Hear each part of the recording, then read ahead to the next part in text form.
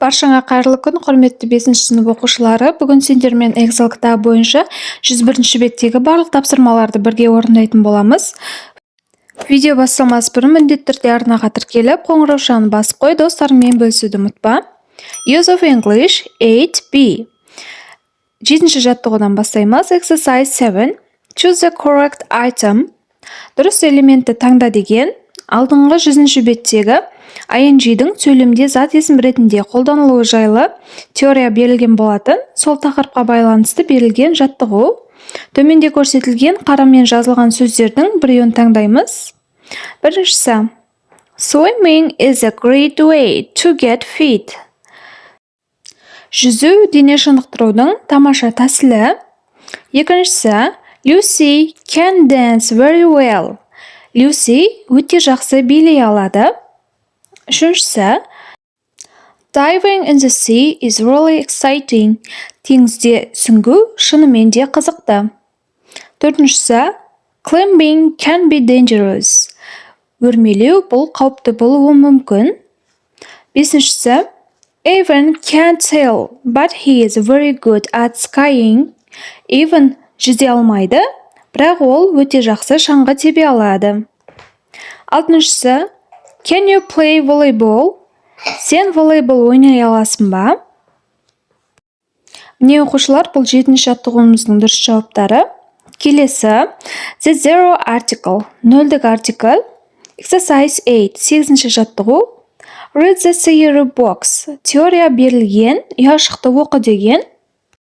Бірге оқиық. We use the with countable and uncountable nouns when we mention the noun for a second time or the noun is already known. I have a dog. The dog's name is Spike. He likes running in the park. Біз the article'ін саналатын және саналмайтын зат есімдерде бір затты екінші рет қайталап айтқан кезде қолданамыз. Немесе зат есім бұрыннан белгілі болған кезде қолданамыз. Менің итім бар. Иттің есімі Spike. Бірінші сөйлемде жай ғана итінің бар екендігін артиклін қолданып айтып тұр. Ал екінші сөйлемде итінің бар екені белгілі болды. Сол себепті the артиклі қолданылып тұр. He likes running in the park. Ол саябақта жүгіргенді ұнатады. We don't use an article, zero article, with nouns in the plural and uncountable nouns. Біз көпше түрдегі және саналмайтын зат есімдердің алдында артикль, нөлдік артикль, zero артиклін қолданбаймыз. I have cats. They drink milk. Менде мысықтар бар. Олар сүт ішеді. The zero article. We use the with names of families. This means nouns that are unique. The Eiffel Tower. Rivers. The Seine. Nationalities. The Spanish. We refer to all the people in Spain. Musical instruments. The guitar. Біз the артиклін отбасы атауларын айтқан кезде қолданамыз. Мысалы, the Smiths отбасы атауы болып есептеледі. Және де бірегей заттардың, зат есімдердің алдында да қолданамыз. Өзендердің алдында, кез келген өзен атауларының алдында да қолданылады. Және ұлт атауларын айтқан кезде де қолданамыз. Мысалы, the Spanish, испаниялық, the Chinese, қытайлық деген сияқты. Испанияның барлық адамдарына қатысты сілтеме жасаған кезде де the Spanish деп айтамыз. Және де музыкалық аспаптардың алдында да қолданамыз. Мысалы, the guitar, гитара, the домбра, the piano, фортепиано деген сияқты барлық музыкалық аспаптардың алдына the қолданамыз. We don't use the with first names Ulan, towns, cities, Астана, countries, Russia. Адам атауларының алдында the артиклін қолданбаймыз. Мысалы, Улан деген кезде the Улан деп айтпаймыз, тек Улан адам атауын өзін ғана айтамыз. Және де қала, қалашық атауларының алдында қолданылмайды. Мысалы, The Астана, The Алматы деп айта алмаймыз. Тек Астана, Алматы деп айтамыз. Сонымен қатар, ел атауларының атын айтқан кезде, мемлекеттерді айтқан кезде де қолданбаймыз. Мысалы, Russia, Turkey, Kazakhstan тағы да басқа барлық мемлекеттердің алдында the артиклін қолданбаймыз. But the UK, the USA. Бірақ Ұлыбритания, ақш-та айтқан кезде the артиклі қолданылады. Себебі бұлар біріккен елдерден құралған мемлекет болғандықтан ерекшеленеді.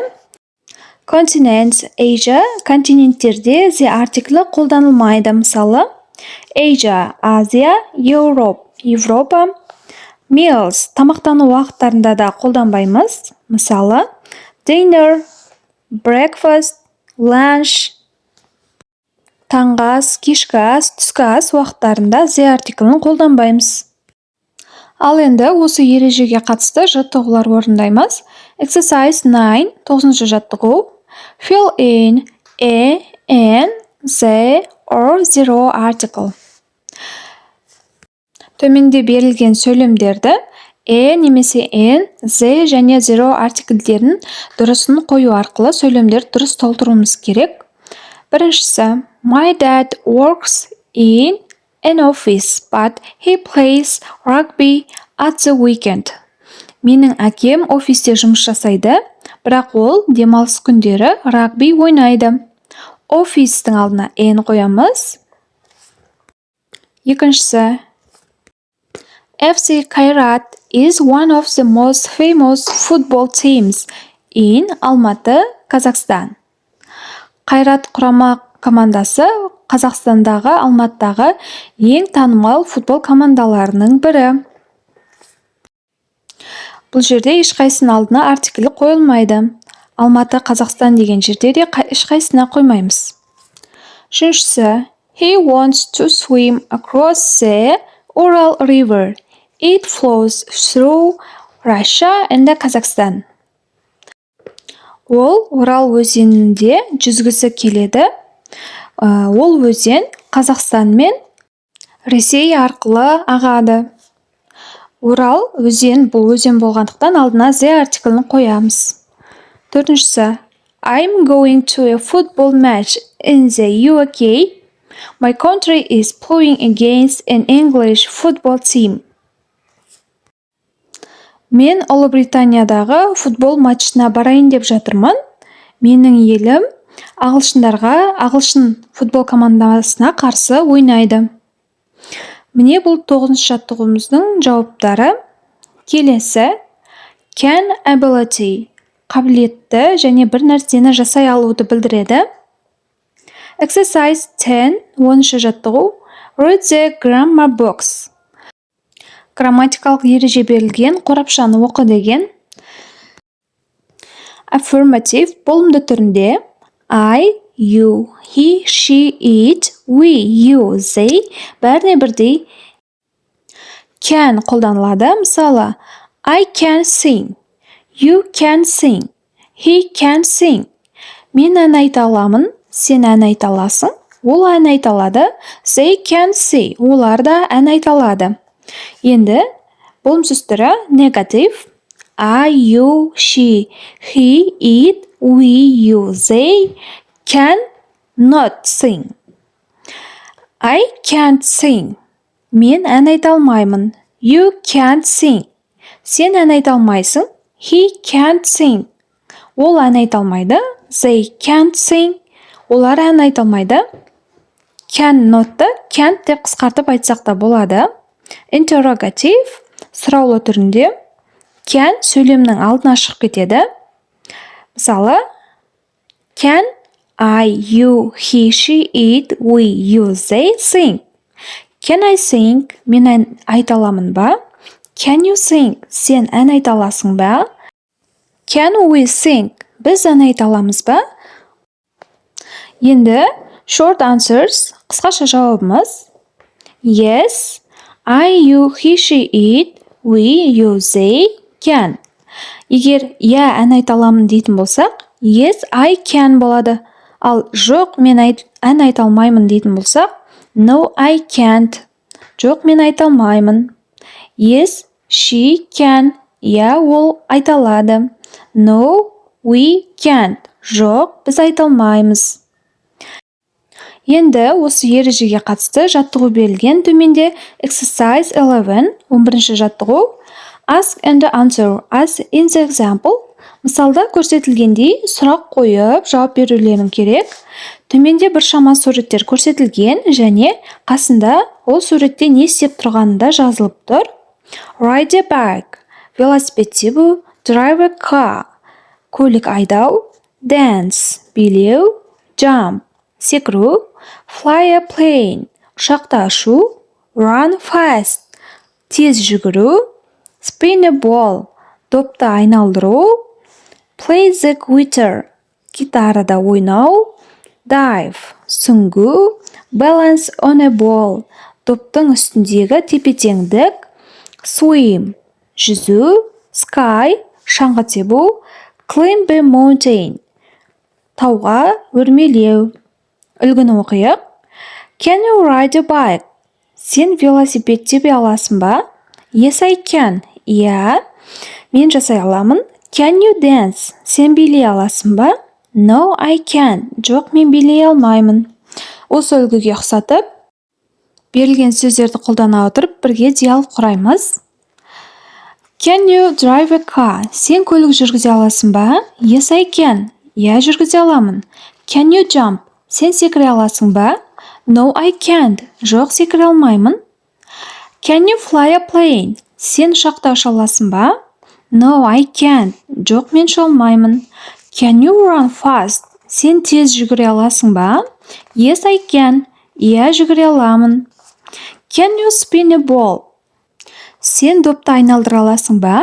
No, I can't. Жоқ, мен жасай алмаймын. Can you play the guitar? Сен гитарада ойнай аласың ба? Yes, I can. Иә, ойнай аламын. Can you dive? Сен сүңге аласың ба? Yes, I can. Иә, жасай аламын. Can you balance on a ball?